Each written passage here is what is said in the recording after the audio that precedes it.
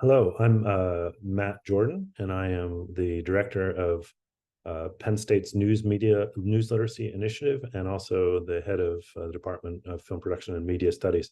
And I'm wanted to talk to you a little bit about our news literacy program and media literacy in general.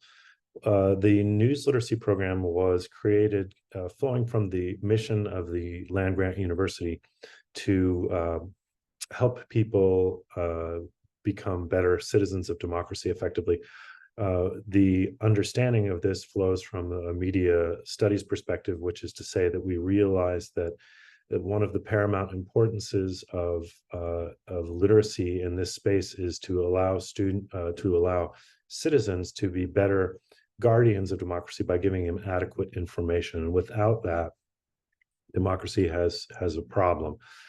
Democracy depends on people having a shared sense of reality, depends on people having a shared notion of what their purpose is, and without information that can be relied upon, we don't see a future for democracy along those reasons. So we created this then with the idea that we would give citizens, whether they be students of all ages, habits of mind and tools to understand the enormous deluge of information that reaches them on a daily level.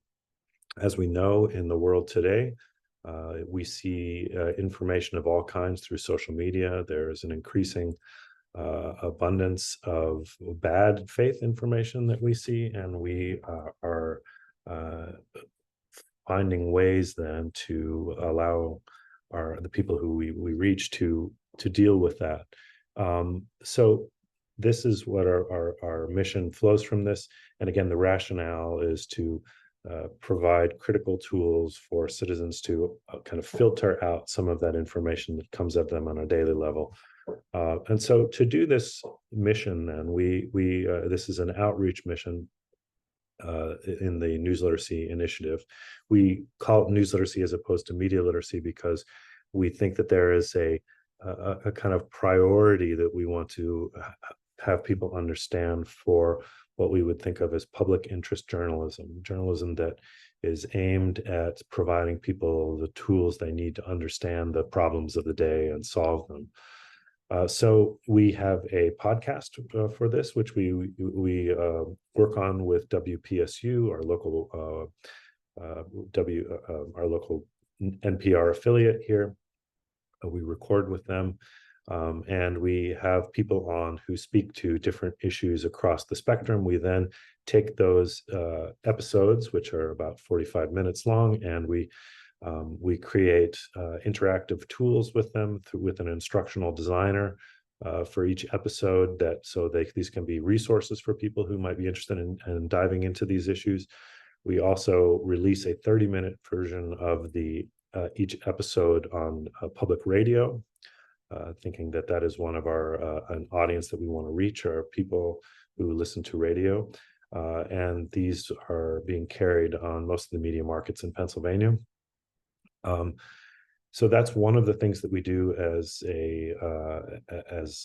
outreach. Another thing that we're doing is K through 12 educator webinars, and in Pennsylvania, all teachers have to do continuing education credit. So again, we're working with outreach at WPSU and kind of getting in touch with secondary school educators and providing them access to these webinars, which teach them about different things. One of the episodes we did was based on the work of one of the people in the Belisario College, Homero Gil Zuniga, who has been working on a concept called the news finds me mentality, which is a way of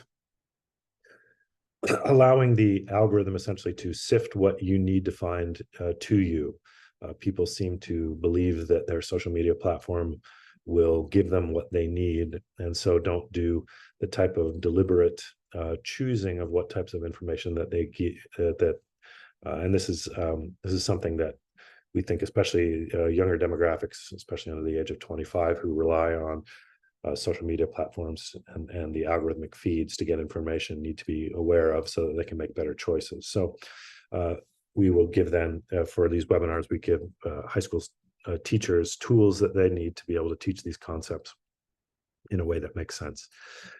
We also have an ambassador program, which is where we do a News Ambassador Literate Institute, where we bring in people from different partners that we're working with. We're working with PEN America, which is a freedom of press organization. We're working with National Association for Media Literacy Educators and this education. And this is that we just had at Penn State, we just had a Media Literacy Week that they kicked off here, which we did another webinar and a workshop for students, high school students who came.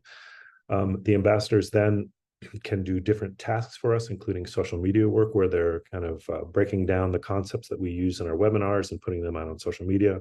They do workshops for high school students. They're increasingly moving into spaces of doing workshops for classes around the school.